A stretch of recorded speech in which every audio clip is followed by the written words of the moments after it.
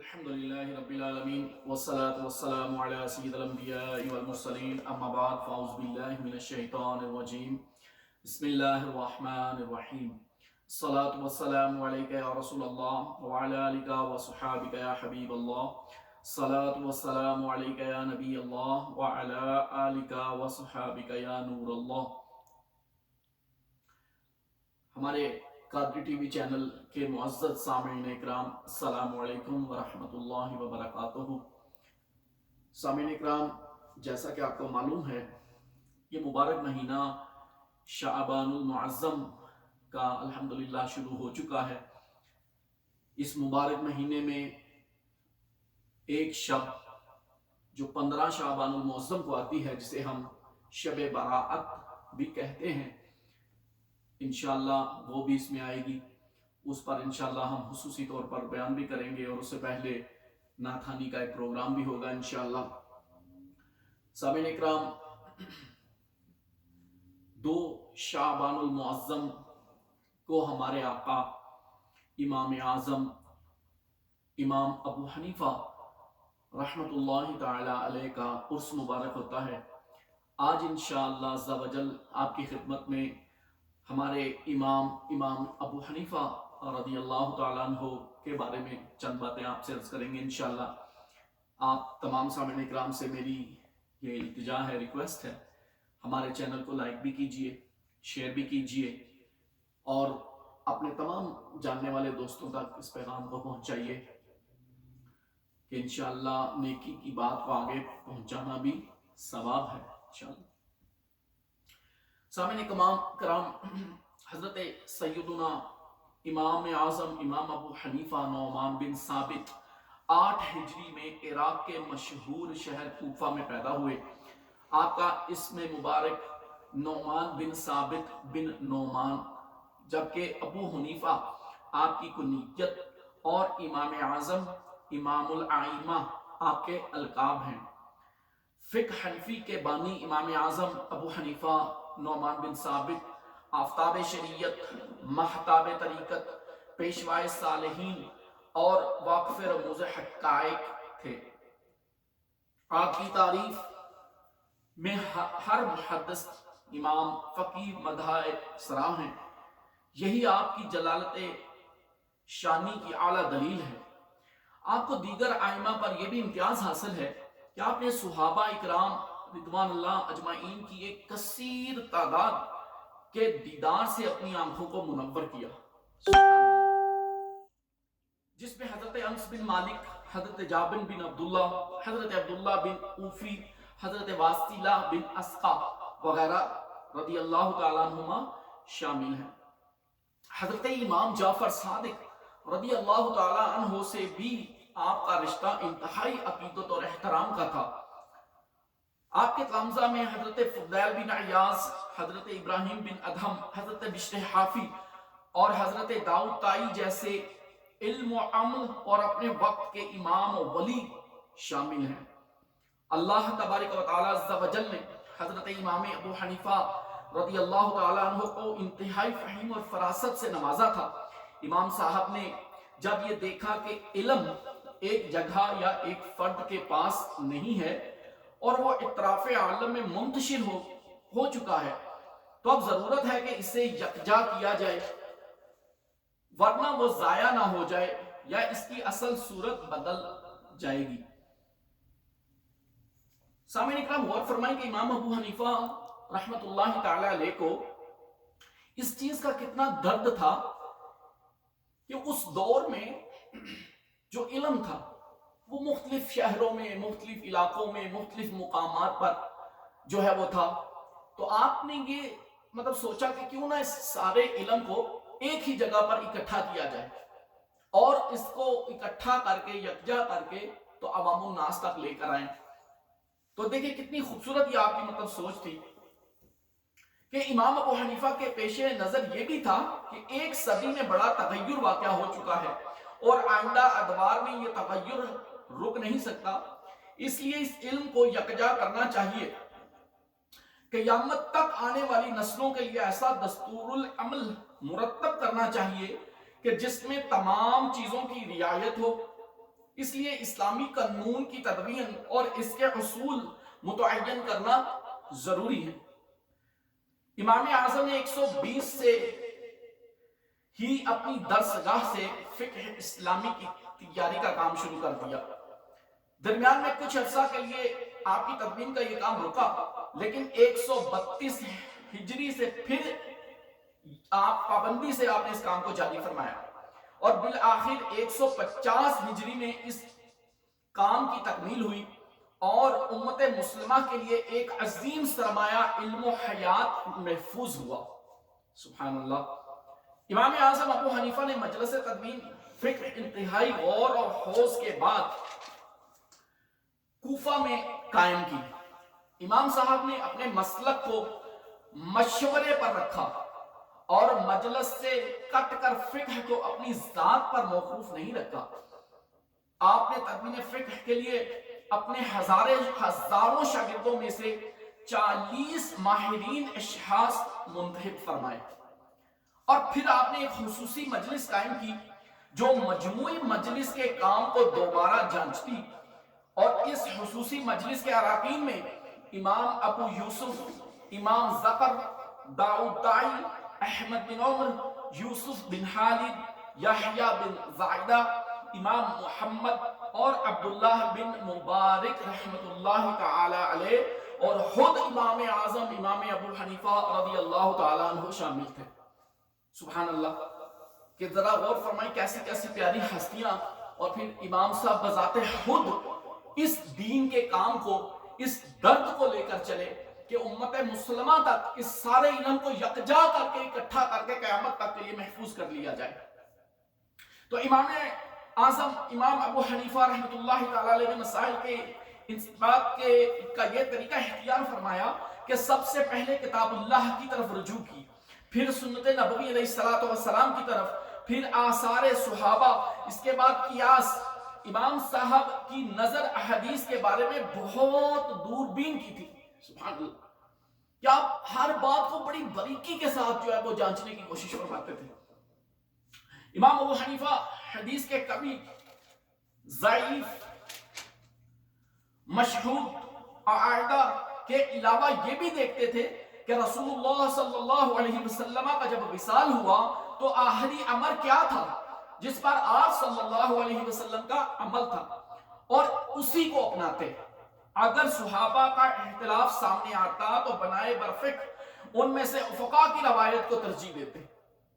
آپ نے مسائل اس طرح استنباط کیے کہ جن مسائل کا ابھی وجود بھی نہیں ہوا تھا ان پر بھی بحث فرماتے ہیں۔ سبحان اللہ۔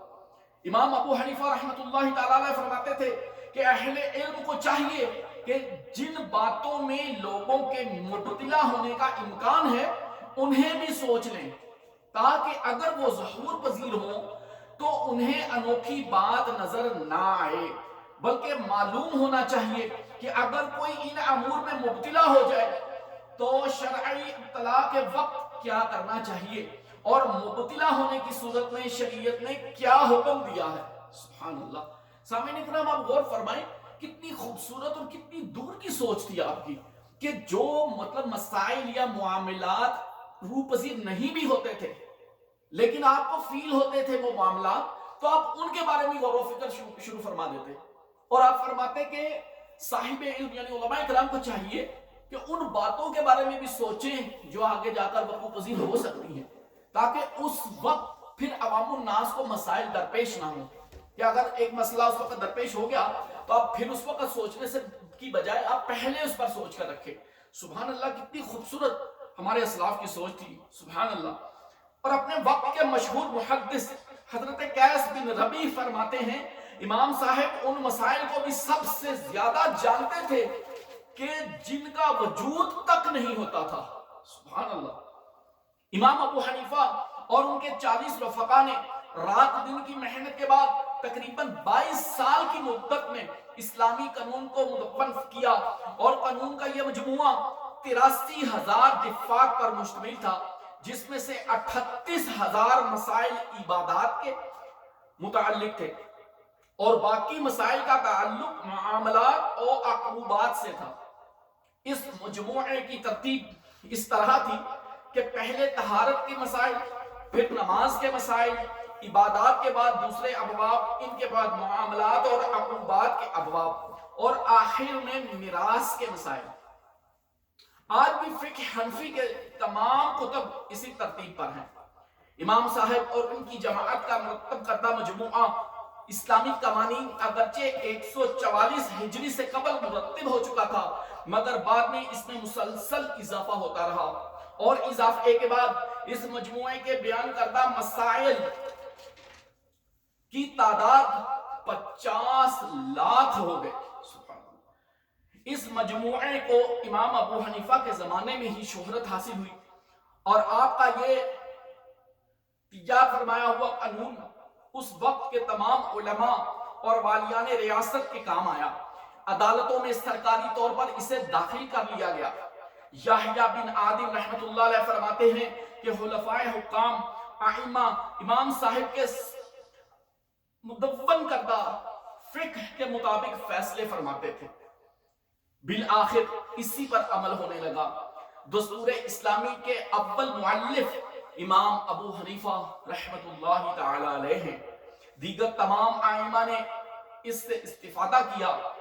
علامہ شبلی نعمانی نے لکھا ہے کہ امام صاحب نے جو مسائل متفق فرمائے ان کی تعداد 12,90,000 سے بھی زیادہ ہے۔ سبحان اللہ۔ سامعین کرام غور فرمائیں، کیسے پیارے ہمارے آقا امام ابو حنیفہ ہیں کہ امام ابو حنیفہ کا فقہی مجموعہ جو آپ نے تیار فرمایا امام ابو یوسف اور امام محمد کے قلم سے آج بھی موجود ہے۔ ان کتابوں کے نام مشہور اور معروف جامعہ صغیر، جامعہ کبیر، مبسوط اور زیادات، اسیرت صغیر اور السیر الکبیر، ان میں سے چند ایک کتابیں ہیں۔ سامعین اکرام، ہمارے آقا امام ابو حنیفہ، ہم حنفیوں کے امام، آپ رحمت اللہ تعالی علیہ کی ولادت سے پہلے کا ایک بڑا خوبصورت واقعہ جو حضور داتا صاحب رحمت اللہ تعالی علیہ نے اپنے کشف المعجوب میں فرماتے ہیں کہ میں دوران سیاحت ملک شام میں معزن رسول صلی اللہ علیہ وسلم حضرت بلال رضی اللہ تعالی عنہ کے روضہ مبارک کے سرہانے سویا ہوا تھا کہ خواب میں دیکھا کہ میں مکہ مکرمہ میں ہوں۔ حضور نبی پاک صلی اللہ علیہ وسلم ایک بزرگ کو اپنی آغوش مبارک میں بچے کی طرح لیے ہوئے ہیں، اور آپ باب بنی شعبہ سے اندر تشریف لائے۔ میں نے فرط عقیدت اور محبت میں دوڑ کر سرکار صلی اللہ علیہ وسلم کے مبارک قدموں کو بوسہ دیا۔ میں ابھی اس حیرت اور استجاب کی کیفیت میں تھا کہ نبی پاک علیہ السلام کی آغوش میں یہ بزرگ کون ہیں؟ تو حضور علیہ السلام کو اپنی معجزانہ شان اور علم نبوت سے میری باطنی حالت کا اندازہ ہوا، تو آپ علیہ السلام نے فرمایا کہ یہ شخص امام ابو حنیفہ تمہارے شہر والوں کے امام ہیں۔ سبحان اللہ، سبحان اللہ۔ غور فرمائیں سامعین اکرام، کتنی بڑی خوش نصیبی ہے ہماری کہ آقا دو جہاں صلی اللہ علیہ وسلم کی مبارک جھولی میں امام ابو حنیفہ رحمت اللہ تعالی علیہ تھے۔ سبحان اللہ۔ حضرت امام شافعی رحمت اللہ تعالی علیہ روایت کرتے ہیں، امام مالک سے پوچھا گیا کہ آپ نے امام ابو حنیفہ رحمت اللہ تعالی علیہ کو کیسا پایا؟ تو فرمایا اگر اس ستون کو سونے کا کہتے تو اس کو اپنے دلائل سے سونے کا ثابت فرما دیتے۔ سبحان اللہ۔ مطلب آپ کتنی بڑی علمی شخصیت تھے کہ آپ ہر بات پر الحمدللہ دلائل رکھتے تھے۔ تو اسی لیے آپ فرماتے ہیں امام مالک کہ اگر آپ کسی بات کو سونے کا کہتے تو اپنے دلائل سے اس کو سونے کا ثابت فرما دیتے۔ سبحان اللہ۔ امام اعظم رضی اللہ تعالیٰ عنہ کو 5 لاکھ احادیث مبارکہ زبانی یاد تھا۔ سبحان اللہ، کتنی بڑی شان، کتنا بڑا مقام۔ حضرت امام شافعی فرماتے ہیں میں حضرت سیدنا امام ابو حنیفہ سے تبرک حاصل کرتا ہوں، اور جب کوئی حاجت پیش آتی ہے تو 2 رکعت پڑھ کر ان کی قبر کے پاس آتا ہوں اور اس کے پاس اللہ سے دعا کرتا ہوں تو وہ حاجت جلد پوری ہو جاتی ہے. سبحان اللہ. سامعین اکرام غور فرمائیں، امام شافعی رحمت اللہ تعالی علیہ ہمیں کتنا خوبصورت یہاں پر ایک درس دے رہے ہیں کہ امام ابو حنیفہ اللہ کے ولی کامل ہیں اور امام شافعی خود ولی کامل ہیں. ایک ولی کامل کو جب اللہ کی بارگاہ میں کوئی حاجت پیش ہوتی تو وہ دوسرے ولی کامل کے قبر انور کے پاس بیٹھ کر 2 رکعت پڑھ کر حاجت اللہ کی بارگاہ میں عرض کرتی تو آپ فرماتے ہیں میری وہ حاجت پوری ہو جاتی. سبحان اللہ. تو الحمدللہ یہاں سے ہمیں یہ بھی پتا چلا کہ اللہ کے ولیوں کے پاس جانا، ان سے ملاقات کرنا اور ان کی قبور کی زیارت کرنا اور وہاں بیٹھ کر اللہ سے اپنی حاجت بیان کرنا امام شافعی کی بھی سنت ہے. سبحان اللہ. حضرت ابو ہریرہ رضی اللہ تعالیٰ عنہ سے مروی ہے رسول اللہ صلی اللہ علیہ وسلم نے فرمایا میری امت میں ایک شخص ہوگا اس کا نام نعمان اور کنیت ابو حنیفہ ہوگی، وہ میری امت کا چراغ ہوگا. سبحان اللہ. ذرا غور فرمائیں سامعین اکرام کہ سیدنا ابو ہریرہ رضی اللہ تعالیٰ عنہ he is narrating that the Prophet sallallahu alayhi wa sallam said there will be a person in my ummah, his name will be Nu'man and kunyat will be Abu Hanifa and he will be a light, a chirag, nur, roshni. That's what he will be for my ummah. Subhanallah.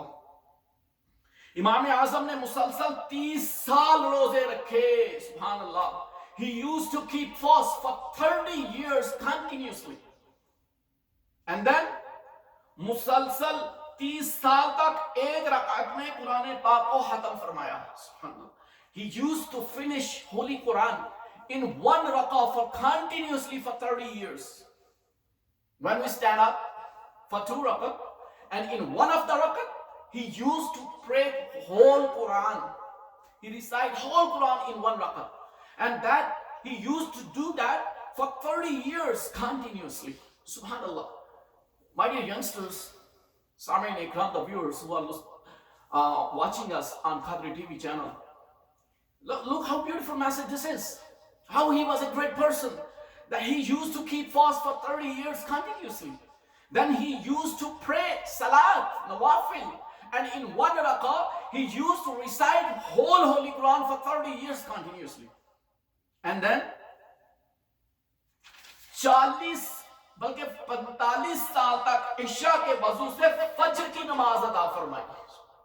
Then he used to pray Isha and he keep the same wudu and pray Fajr for about 40 to 45 years continuously. Subhanallah, it's a huge thing, brothers and sisters. It's not a small thing, it's not an ordinary thing. Just think about it.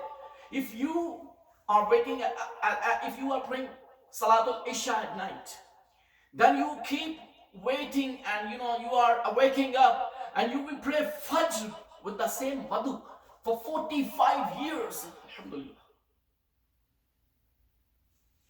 Imam Azam سے کسی نے سوال کیا کہ آپ اس بلند مقام پر کیسے پہنچے؟ تو آپ نے فرمایا میں نے اپنے علم سے دوسروں کو فائدہ پہنچانے میں کبھی بخل نہیں کیا. سبحان اللہ. غور فرمائے سامعین اکرام، آپ ہمیں کتنا خوبصورت یہاں پہ درس عطا فرما رہے ہیں کہ کسی نے سوال کیا آپ کو اتنا بڑا بلند مرتبہ کیسے مل گیا؟ تو آپ نے فرمایا کہ میرے پاس جو علم ہے میں دوسروں تک اس کو پہنچاتا ہوں اور اس سے ان کو فائدہ پہنچاتا ہوں. So my dear brothers and sisters and the viewers of Qadri TV channel, look, someone asked a question to Imam Abu Hanifa, how did you get that highest rutbah, the highest place in Islam? And he replied that I always try my best to give benefits to the people by my knowledge, whatever I have got. I spread the knowledge to the others.